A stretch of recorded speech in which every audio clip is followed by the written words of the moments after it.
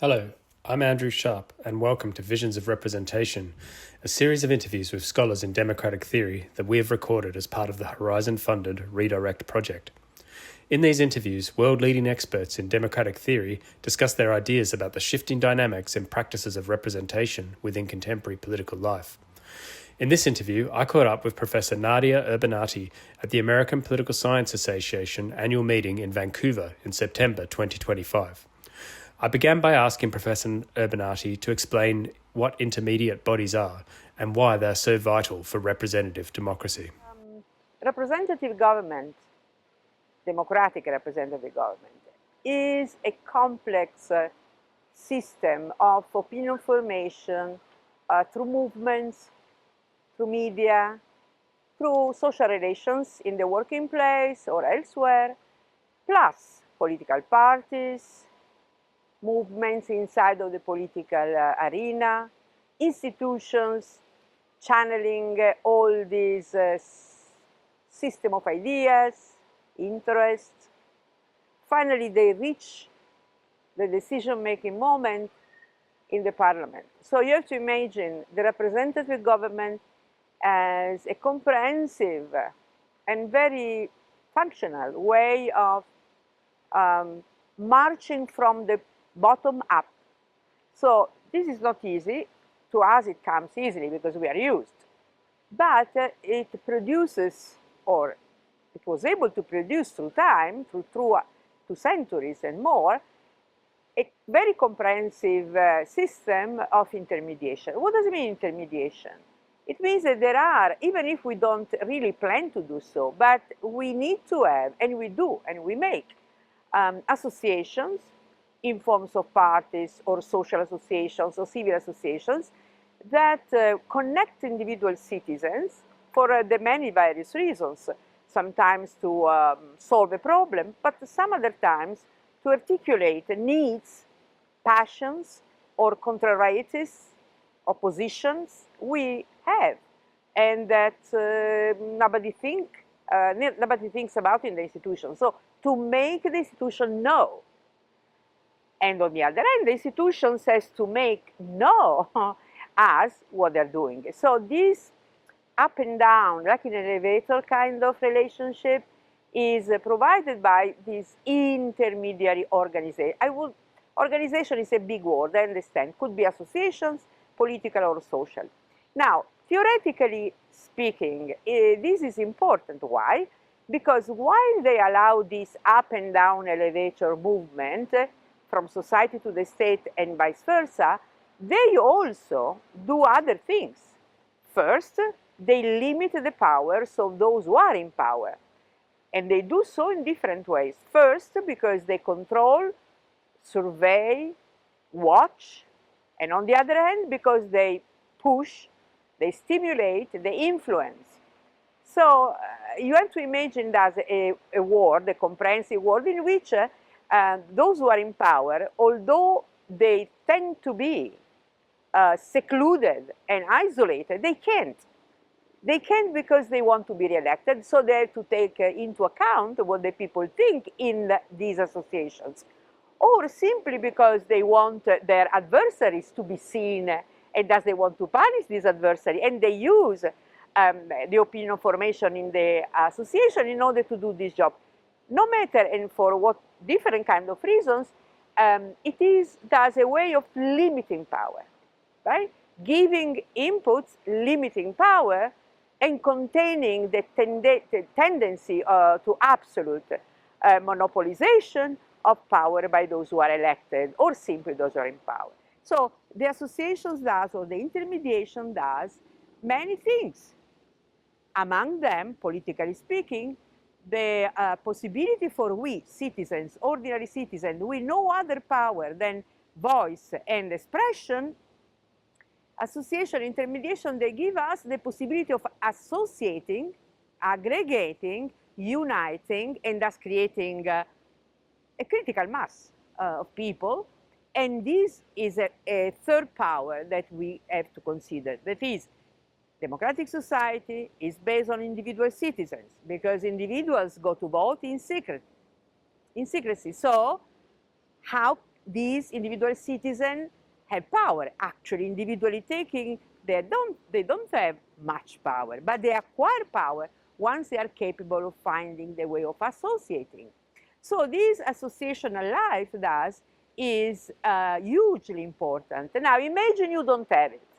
Imagine you have a situation in which you elect leaders or you elect rulers, and then between you and them, there is nothing but only the ruler's ability to communicate with you through propaganda, through audience, media. As we know already, you are simply in a condition of passivity, receptive. You receive, but you don't give. And thus, in this situation, although we elect them, they operate as if they were delegated to do what they like to do, as if we have no power to survey, limit, control, input over them. So I think thus a representative system without this intermediation weakens the power of the citizens and weakens the power for us to control them. Thus, it makes perhaps easier for a representative system to become a kind of elected oligarchy. That is what we don't want. In the literature on representative government, we tend to focus on parties, rightly so, because parties are this intermediation that is capable of transforming interest, social issues into political proposals to bring to the parliament. Fine. So it makes sense to consider this intermediation as crucial. Yet, parties don't rely or don't refer to individual citizens, but they refer to citizens who are associated somewhere, in a union, in an association of interests, in an organization, in a movement. So the individual is never there for them. They talk to and they refer to groups. Now, political theorists or political scientists, they tend to consider the political system based on political parties as the only actor in representative government. They have forgotten the social moment. The social moment is instead, and this was Tocqueville's great idea, but not only him, the socialists had the same idea, it is the world in which we develop needs and relations of power, and above all, we tend to know and reflect upon and construct the interpretations of the world in which we are and we don't like or we would like. So what is called projects, ideas for the future, critical views, they are born in society. Now, they are not born necessarily in political parties. The political parties takes them. So today we have this kind of weakness in both associations, party and society. Also because parties, since as we said, they tend to talk only to relate to organized or associated people, guess what? Who are today the associated people the party have in mind? Those who are indeed associated in their own interests. So you have that parties, they talk to that part of society that is stronger in terms of associations. And they don't pay attention to the party of society that has no strong associational power. The worse off, the poorest part of society, generally they are also with the weakest associations. So an egalitarian society is also connected to this, I would say, unequal distribution of influence and the power of influencing coming from society. So the part of society that are more power to influence is also able to talk to parties, and parties listen to that part. Those who are outside of this network of associational strength, they are mute. However, it's not mute, they talk, but they are not listened to because they don't have power to influence. So they are not an interesting object for those who are in power, because in any case they are weak. Ian Daniel Müller, in this book, Democracy's Rule, which is an excellent book, somehow he opened my mind, because he makes this argument, very interesting argument, saying that there are two forms of withdrawals in society. One of the very rich withdraw from taxation. They don't want to pay taxes. They don't want to contribute to the general interest or the collective whole. And on the other hand, the very poor or simply precarious people who have difficult life, they tend not to go to vote because they feel not to have power. And among these two very important groups, he says, there is in the between those so-called middle class kind of people. They go to vote, they are not very poor, but they are unstable, or they are always exposed to the risk of becoming very poor, so they become practically unwillingly allied with those who are very rich, and thus those who don't want to pay taxes, at the end they end up being it's counterproductive to them, right? So, and he sees one important problem coming from the lack of political parties or the weakness of political parties.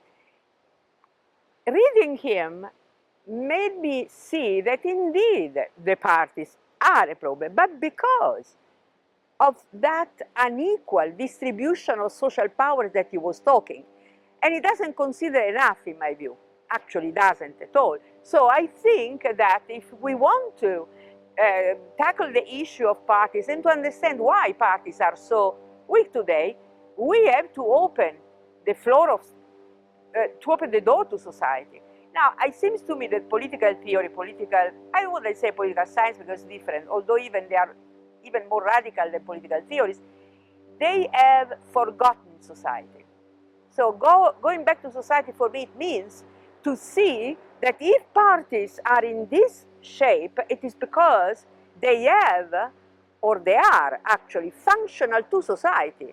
So a society in which only one part goes to vote, and that part is very well connected, they know what they want, of course they have a kind of parties that is functional for them, a parties of, candidates who don't have to promise anything, but simply to repeat and to sustain that system without any kind of ideas or ideologies. So there is a correlation between this society and the party. So it's not by pure chance that parties are in decline or they are becoming more and more personalistic, because the society is like that. So I think that if we want to see the trajectory of our democracy, how it changed in the last 50 years at least, we have to pay attention to the all layers. Remember the beginning of my presentation of representative government, the different layers of representative government. We have to pay attention to all of them, and in particular to the social in relation to the political. Because he says, rightly so, go back to Machiavelli, this go to the first basic principle, fine. But Machiavelli has another exit for us that is perhaps even more relevant, not to go back to the foundation of the Republic, but to go and to think about the role of conflict in society. Now, Machiavelli says an important thing among many others concerning the dynamic of freedom and conflict.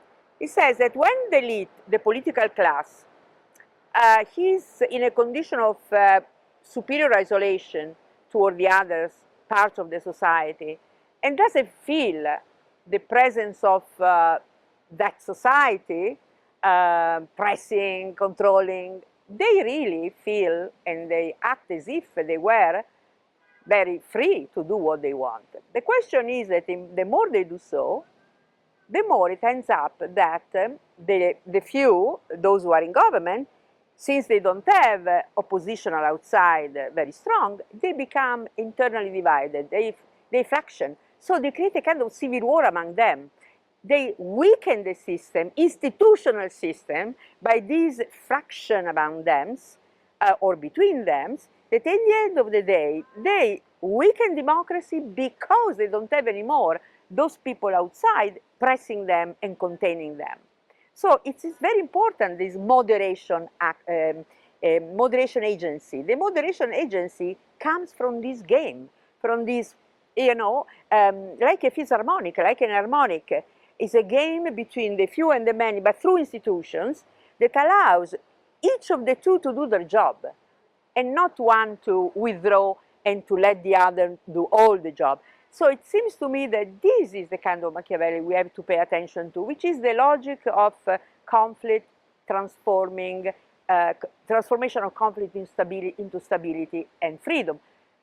That is the moderating function of conflict. Because the word intermediation, or if you want, intermediary bodies, comes from Montesquieu. Montesquieu had this problem. He understood very well that the absolutism or the absolute power generates a situation of despotic isolation of the subjects. So the worst possible scenario for him, which is he calls despotism, is when you have a large number of people, that is the mass of the people, disaggregated and isolated, enabled us to resist the sovereign. And the sovereign or the despot doesn't find any obstacle in doing what he wants to do. So he said, this is the worst scenario. Now, this worst scenario, which he puts in the, Asian despotism, he says that also in the West, is it possible to see in action when the monarch, instead of opening the floor to this intermediation of the nobles, the crowd of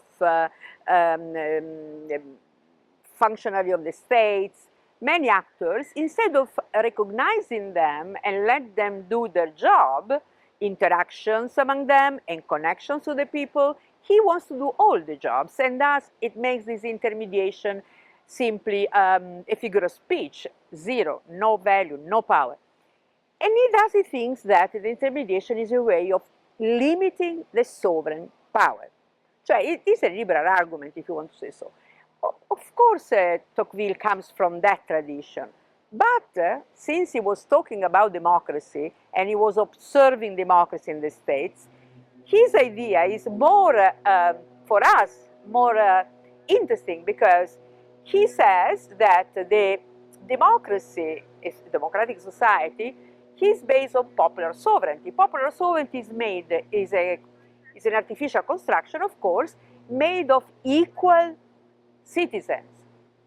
Each of us, the vote is equal to one, no more than less. We are all identical. And democracy is strong because it is the strong of the number of these identical people. Now, if this is the case, you have that democracy is very individualistic. It is based on individuals, equal among them, and their liberty becomes simply the private liberty of the self, but no longer a political construction or exercise or performance. So you see in democratic society the risk of dissolution of intermediation. And as he says, if a democracy wants to give power to the citizens, it's not enough to give a vote. Along with the right to vote, it needs to give all the freedom to associate and to have the press. That is, to create this articulated opinion in society that gives the individual citizen the ability of uniting, associating, crowding, and thus creating opposition or simply controlling.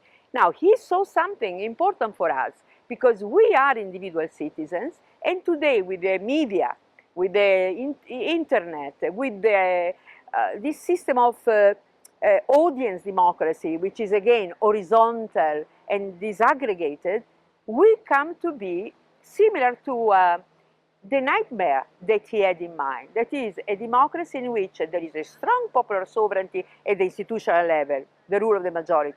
But in society, it's silent. There is only silence, and there is no association, there is no articulation. So I think this is, for us, an interesting invitation to apply this idea. Why? Because we live in a society that is not a Tocquevillian society at all, or not when he was writing, a society that because of the revolution in the means of communication, information, technology, high-tech internet, we are practically, we become illiterate in associational life. We associate by not associating. We stay at home in our,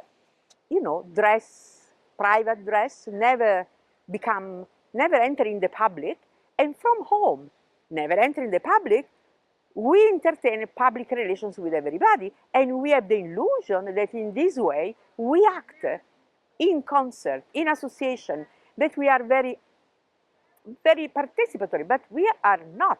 So the paradox is that we are again disassociated selves as he fantasized in 1831, and we are now because we have forgot the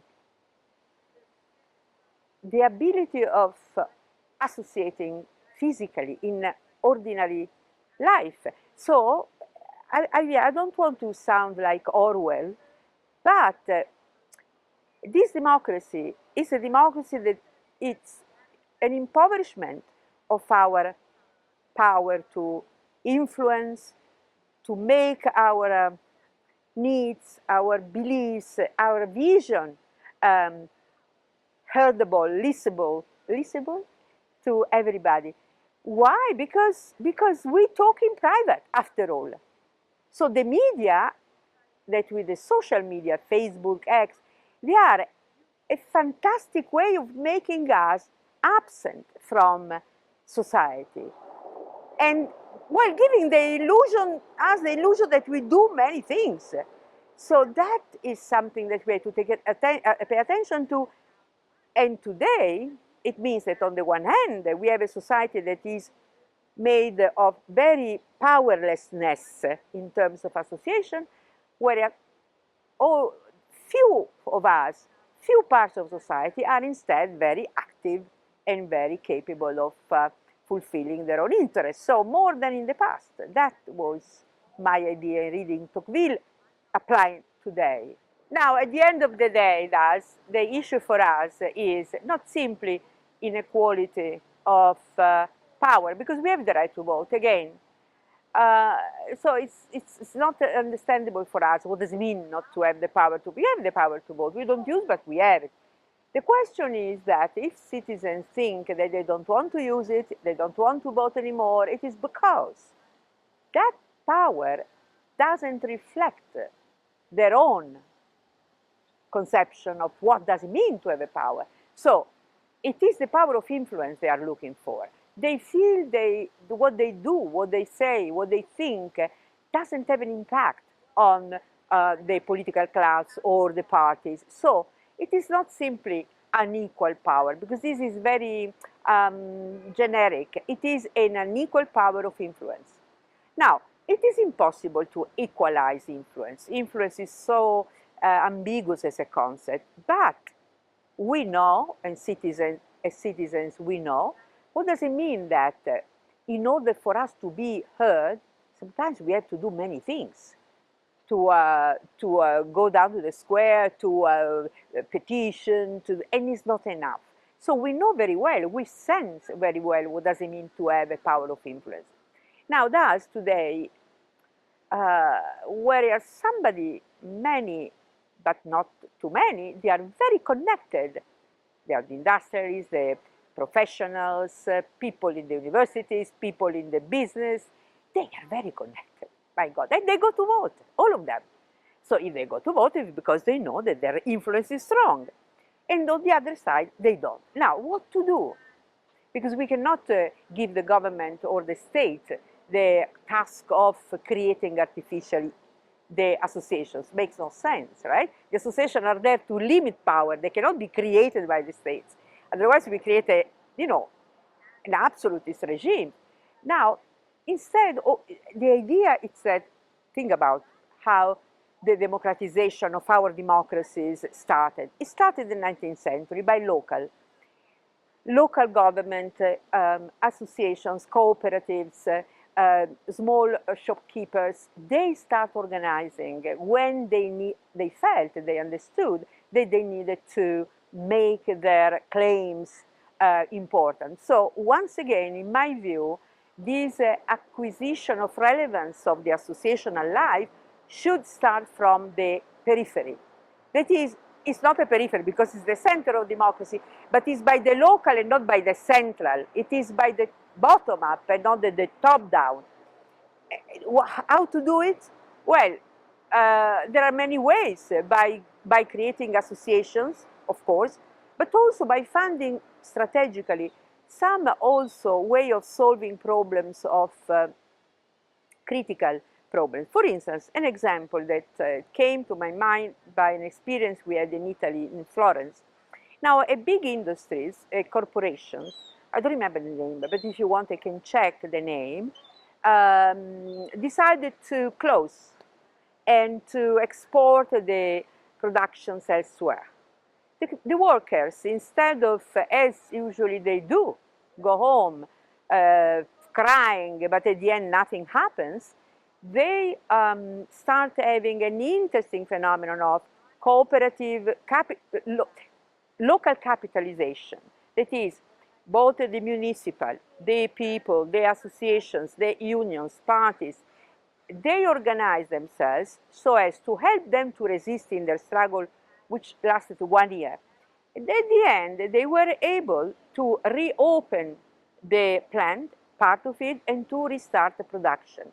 This was in Florence, and there was another case in my region, Emilia-Romagna, with another important factory of this kind. So it means that, like at the beginning of the 19th century in England or in France or in Italy, when they used to have cooperatives of peasants to resist the expulsion from the countryside by the industrialists, because they wanted to create big industries, of course. And what they did, they associate, they create cooperation. I think we don't have other strategies, but going back to experiment forms of associational life that is productive, not simply by in order to, to spend some good time. No, it's productive of outcomes that are visible, because if you have a citizen that instead of losing jobs and start having a terrible life, as Angus Deaton showed, people, suicidal people, people with opium, and whatever. So this kind of desperation that transforms life into a nightmare at the level of health, instead of doing that, react and try to find a way of not solving, but at least showing that you have power. So acquiring power is a way of giving society a chance of being more, I wouldn't say optimistic, but faithful that things can be amended, that can be made better.